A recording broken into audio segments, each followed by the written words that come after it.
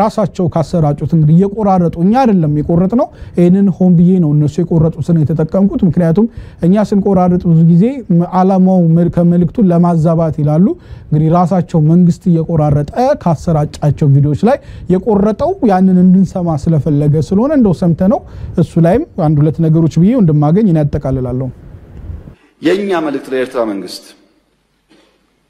ኤርትራ ወንድሞቻችን ናቸው ከነሱ ጋር ውጊያ አንፈልግም ለኤርትራ መንግስት ያለ መልእክት አንደኛ ጥይት አስተላላፊ አትሆኑ ሀገር ሁኑ ወደ ጎረቤት ሀገር ጥይት ማስተላለፍ ጥሩ አይደለም አባይም ጸባይ ገዝቷል የኛም ሽፍቶች ጸባይ ይገዛሉ እና አንድ ቀን ጥይት ሳመላልስ ብሎ ታሪክ ስለሚናገሩ ጥይት ማቀባበል ቢቀርባችሁ ስለማናቅ አይደለም እናያችኋለን ህገወጥ የሰዎች ዝውውር ቢቀር ተጨናንቀን ከተማ ውስጥም እንደምታዩት መጣ ሰው ካለ በህጋዊ መንገድ ቢመጣ ህገወጥ ንግድ ቢቀር ፎርጅድ ብር ቢቀር አሜሪካ አስቀምጣቸው የምትሰሯቸው ብላክ ማርኬት ማሳደግ ቢቀር እንደ ጎረቤት ብንተሳሰብ ህግ ለተከበረው ምክር ቤት በከፍተኛ እምነትና ኩራት ለገልጽ መፈልገው ጉዳይ በ2032 የኢትዮጵያ ኢኮኖሚ ቢያንስ ከአፍሪካ ሁለተኛው ኢኮኖሚ ይሆናል በ2036 የኢትዮጵያ ኢኮኖሚ ከአፍሪካ የመጀመሪያው ኢኮኖሚ ይሆናል ይሄን እናሳካለን ማንንም ሊያስቆመን አይችልም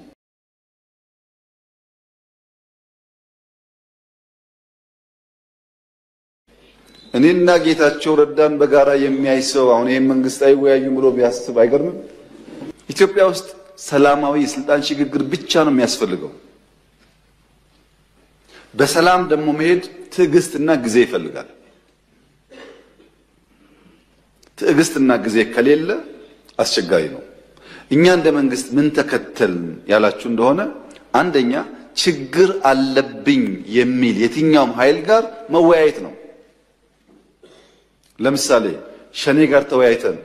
ከፊል ሸኔ ኃይል በሰላም ገብቶ ስልጣን ላይ የሉ አልተወያየንም ከትግራይ ወገኖች ጋር ተወያይተን ከፊሎቹ ገብተው ስልጣን ላይ የሉ እኔና ጌታቸው ረዳን በጋራ የሚያይሰው አሁን ይሄን መንግስት አይወያዩም ብሎ ቢያስብ አይገርምም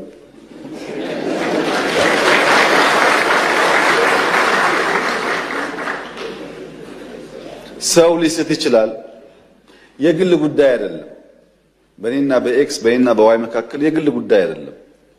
የሀገር ጉዳይ ነው በሀገር ፍላጎት እስከተግባባን ድረስ የግሉን ቸል ማለት ያስፈልጋል ብለን ስለምናምን ነው እንጂ የለም እኮ እንደዚህ አይነት ባህል አሁን እኛ የምናደርገው ባህል እኮ አናውቀውም ካሸነፍክ ነው አመሰግናለሁ ሰውነት እንግዲህ ወንድማገኝ የተከታታይ ነው አንድ ላይ ያቀርብኳችሁ መጀመሪያ ስለ ኤርትራ የተናገሩትን ነበር እንደው ከመጨረሻው ልጀምር ምን አይነት ሰዎች ሰብስበው እንደ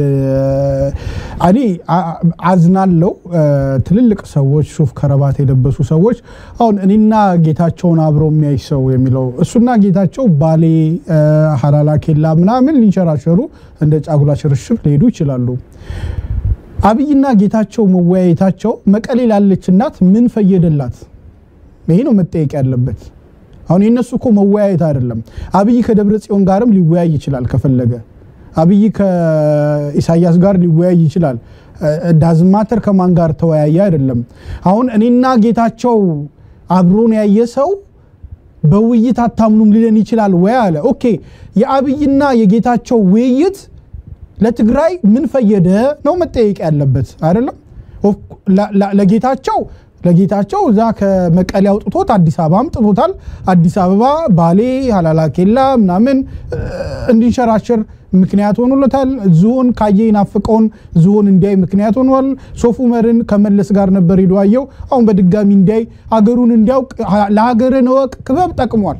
ለትግራይ ህዝብ ግን ምን ጠቅሟል ነው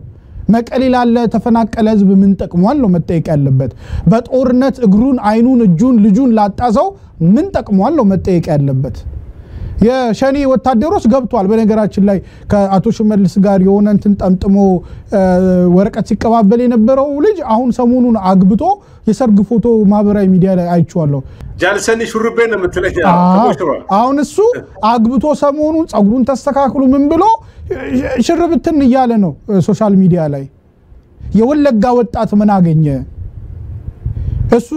ከጫካ ይዟቸው የመጡት በአዲስ አበባ ጎዳና ጥይት እየተኮሱ ወደ ካምፕ ሲሄዱ ያየናቸው ሰዎች አሁን ኢንቨስተር እንደሆኑ ነጋዴ እንደሆኑ ስልጣን ውስጥ እንደሆኑ እናውቃለን ጠቅላይ ሚኒስትሩም ነግረውናል እግዚአብሔር ይመስገን አልካዱንም እሱንም ግን እነሱ ይዘውት የመጡት ያነገቡትን ጥያቄ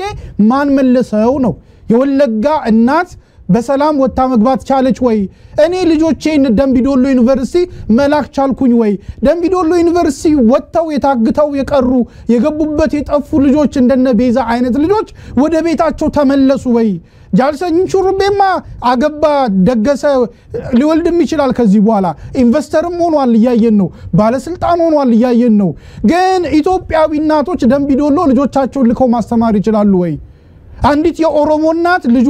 ወይ ኦነግ ነው ወይ ሸኔ ነው ወይ ምናምን ነው ተብሎ ሳይገደልባት ሳይደበደብባት በነጻነት ወጥቶ መግባት ይችላል ወይ ቶ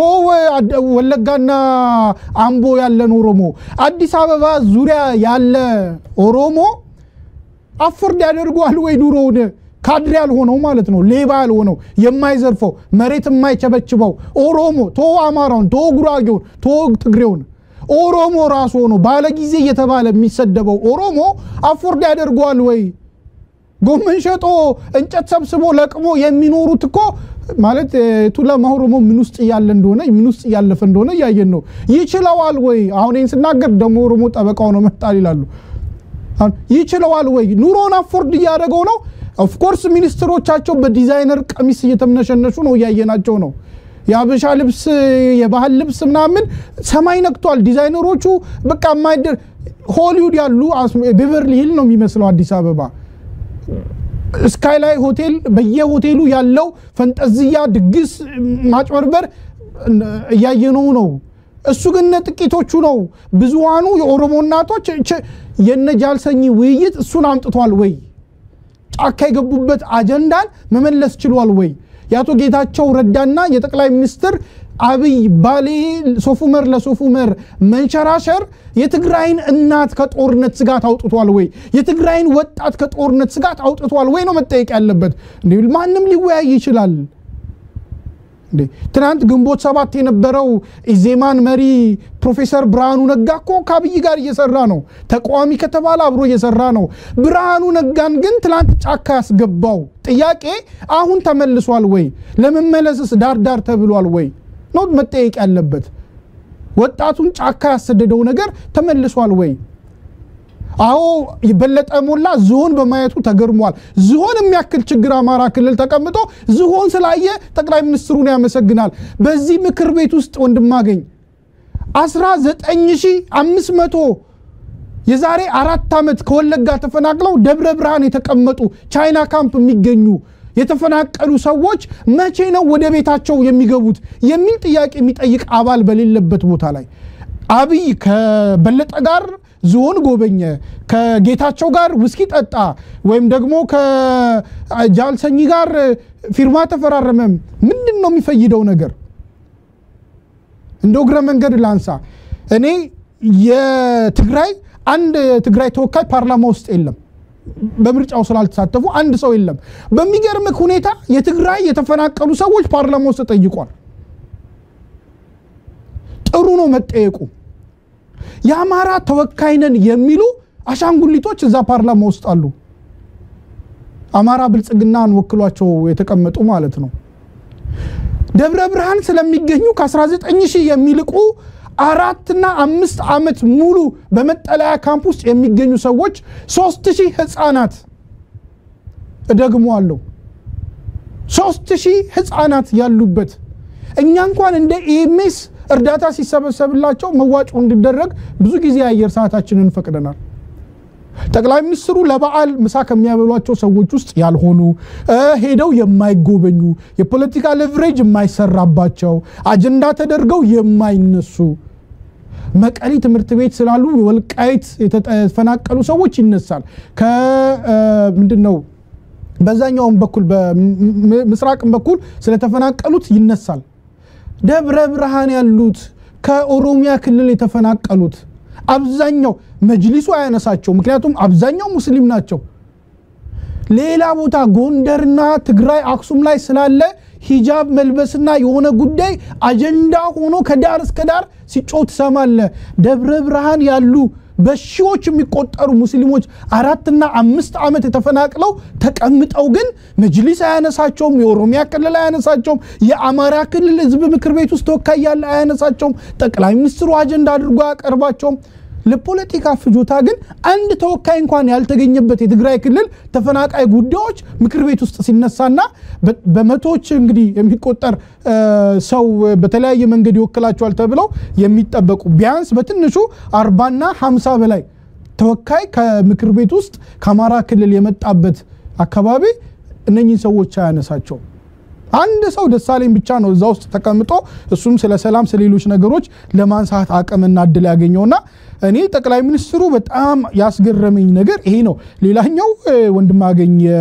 በ2032 እና 36 በኢትዮጵያ ካሌንደር ከሆነ የዛሬ 14 እና 18 ዓመት ኢትዮጵያ ከአፍሪካ ቀዳሚ ኢኮኖሚ ይኖራታል ብለዋል እሰየው ከሆነ ጥሩ ይመስገን እንግዲህ ሆኖ ካየነው ደስ ይለኛል ነገር ግን ጠቅላይ ሚኒስትሩ ንግግራቸው ውስጥ አንድ ነገር አለ እንደቀደሙ እንደ ኤርትራው ጉዳይ እርግጠኛ ያደረጋቸው ማንንም አስቆመንም ነው ያሉ ያሉት እንግዲህ ኢትዮጵያ ኮንስቲቱሽናል ሪፐብሊክ ነች ወይም ኮንስቲቱሽናል ዲሞክራቲክ ሪፐብሊክ ሀገር ነች ምን ማለት ነው የጠቅላይ ሚኒስትርም ሆነ የመንግስታቸው እድሜ ሳቸው ዘመን የስልጣን ዘመን በህግ ባይገደብም ግን የመንግስታቸው እድሜ ግን በየ5 ዓመቱ በሚገባ ኮንትራት የሚረጋገጥ ነው ሶ ለሚቀጥሉት 14 እና 18 ዓመታት የሚመጣን ውጤት ማንንም አያስቆመንም ካሉ በኋላ የፖለቲካ ፓርቲዎች ጋር ተነጋግረን በስልጣንን በሰላማዊ ሽግግር ይላሉ የምን ሽግግር ነው የምናወራው የዛሬ 18 ዓመት እቅድ እየነገሩን እኮ ነው መንግስታቸው ያለው የ5 ዓመት ኮንትራት ሆኖ ፋውንዴሽኑን እንጥላለን አይደለም ይያሉ ነው ያሉት ኢትዮጵያን ከአፍሪካ አንደኛ ሊያደርግ የሚችል መሰረት በዚህ 5 ዓመት እንሰራለን ይያሉን አይደለም ያውም ደግሞ የ5 ዓመቱ መጨረሻ ላይ ናቸው የሚገኙት ድጋሚ ከመረጣችሁንና እኛ ከቀጠልንም አይደለም ይያሉ ነው ያሉት ለሚቀጥሉት 14 እና 18 ዓመታት ይሄንን እናደርጋለን ሊያስቆመን የሚችል ኃይል የለም ነው ይያሉ ያሉት ኢትዮጵያን ሊያስቆማት የሚችል አይደለም ያ ኢትዮጵያን ካሉ ማንንም ይምራት ማን ኢትዮጵያ ወደዛ ትገሰግሳለች ብለን እንረዳዋል እሳቸው ያሉት እኛን ነው ይያሉ ያሉት ብልጽግናዎችን ማለት ነው ስለዚህ ማንንም የሚያስቆመን ኃይል የለም ማለት ነው ለሚቀጥሉት 3 ተከታታይ ምርጫዎች አታስቡት ነው አሁን እንደው ማን መጥቶ ሊያሸንፋቸው ይችላል ሌላ ጉዳይ ነው ግን ኢዜማዎች አብኖች ሌሎቹም ግን ጀስት ቁርጥ ያለ ነገር ነው ለሚቀጥሉት 3 ተከታታይ ምርጫዎች 14 እና 18 ዓመት ማለት 3 ወር 4 ተከታታይ ምርጫ ማለት ነው የሚያስቆመን የለም ስለዚህ እንግዲህ ሌላ ምን ይባላል ፈጣሪን ከማመስገን በቀር ብለ በምስራቅ አፍሪካ ሌላ ፖል ቢያ መጣ ማለት ነው ወይም ደግሞ የፖል ቢያ ማለት የካሜሩኑ በ92 ዓመቱ ለሌላ 5 ዓመት የተመረጠው ነው ወይም ደግሞ እንግዲህ የምንድነው የሙጋቤን የሚተካ ወይም ደግሞ ሙሴቬኒን የሚተካ ሌላ መሪ ምስራቅ አፍሪካ ላይ ያገኘን ነው እነ ፖል ካጋሜን ሌጋሲ የሚያስቀጥል ሌላ የአፍሪካን ልክፍት የሚያስቀጥል መሪ ኢትዮጵያ ውስጥ እንዳገኘን ሌላው ማረጋገጫ እየሰጡን እንደሆነ አድርጌ እወስደዋለሁና እርስ በርሱ ይጋጫሉ እንደማገኝ ስለ ዲሞክራሲ ያወራ ስለ ምርጫ ያወራ ስለ ንግግር ስለ ድርድር ያወራ በአንድ በኩል ደግሞ ከ18 ዓመት በኋላ ከዚህ የሚያስቆመኝ የለም የሚነቀንቀኝ የለም የሚል ፉከራ የምትናገር ከሆነ እርግጠኛ ነን እኛን አመታት በሙሉ በስልጣን ላይ እንደምትቆይ ምንም እንኳን ፕሮባቢሊቲ እድል አይሰጥም ሶ እኔ እንግዲህ ይሄንን በሰላም አይ ዶንት ኖ በጣም አዝናለሁ ማለት የሰላም መንገድ እየተነሳ ግን የሰላምን መንገድ ደግሞ እዛው የሚጨፈልቅ ንግግር ማቅረባቸው ብዙ ከዚህ ተሻለ ነገር ባልጠብቅም ግን ደግሞ ይሄንን ጠቅላይ ሚኒስትሩን በጣም ሰላማዊ ዲሞክራሲ ወዳድ እናንተ ስላልገባችሁ ነው አክራሪው ናችሁ ነው ደቢራችሁ ተሰባችሁ ነው ለሚሉን ሰዎች እንደው ብትችሉ ጸበል ሂዱ ነው የምለው ማለት እንደው ነቃ ብለው ይሄን ነገር ቢያንስ ገብቷቸው ቢሆን ጥሩ ነው ደንዝዘው ካውን እንትኑ ይወድቅልኛል ብሎ እንደ ቀበሮ የተከተሉ ከሆነ ግን ያው በተስፋ ማበዳቸው ነው